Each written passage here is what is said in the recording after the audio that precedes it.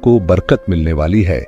इसकी हर बात में हिकमत है। हाकिम यमन को दुआएं दी और वह तीनों तोहफे, ऊंटनी, घोड़ा और खच्चर, रसूलुल्लाह सल्लल्लाहु अलैहि वसल्लम की जिंदगी भर की रफाकत में शामिल हो गए। तो यह उस वक्त की बात है जब पैगंबर इस्लाम की उम्र 7 साल थी।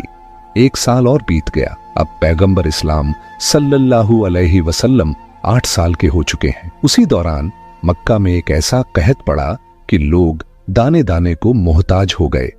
हजरत हाशिम की एक पोती, जो कि पैगंबर इस्लाम की रिश्ते की फूफी थीं, उन्होंने एक रात ख्वाब में देखा कि जब तक तुम अब्दुल्लाह के यतीम के वसीले से दुआ नहीं मांगोगी, उस वक्त तक मक्का वालों की मुश्किलात दूर नहीं होंगी। बनु हाशिम के लिए यह कोई अजनबी बात नहीं थी। अगले दिन जब यह ख्वाब मक्का में फैल गया तो सब लोग पैगंबर इस्लाम को आगे आगे लेकर मक्का से बाहर निकले। रसूलुल्लाह सल्लल्लाहु अलैहि वसल्लम ने दुआ की और अल्लाह ताला ने बारिश बरसा दी। मगर अबू जहल और उसके जैसे दूसरे हसद करने वाले पहले से ही जल भुन रहे थे कि हर बार इज्जत और करामत इसी खानदान को क्यों मिलती है। अब तो उनके हसद में और इजाफा हो गया। उसी साल जब पैगंबर इस्लाम की उम्र 8 साल और 6 महीने की थी तो एक और सदमा पेश आया। हजरत अब्दुल मुत्तलिब को यमन से आए हुए 1 साल हो गया था।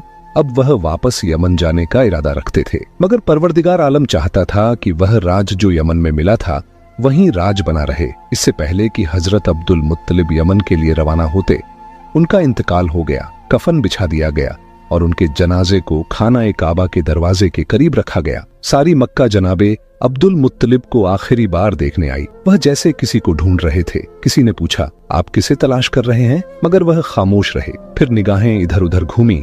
आखिरकार उनकी नजर अपने पोते पर पड़ी, मगर अबू लहब रास्ता रोककर खड़ा था। हजरत अब्दुल मुत्तलिब, जो कि अब बेहोशी की हालत में थे, उनकी जबान हरकत नहीं कर रही थी, मगर फिर भी उनके चेहरे पर जलाल आ गया। सख्त लहजे में डांटते हुए कहा, खबरदार, मेरे बेटे अब्दुल्लाह की इस निशानी के किसी काम में मजाहमत मत करना। अबू लहब को ये बात तौहीन लगी, मगर वह क्या कर सकता था। मजबूरन पीछे हट गया। फिर जब बात उठी कि अब हजरत अब्दुल मुत्तलिब के बाद इस पोते की निगरानी कौन करेगा, तो सबकी नजरें एक नाम पर टिक गईं, हजरत अबू तालिब।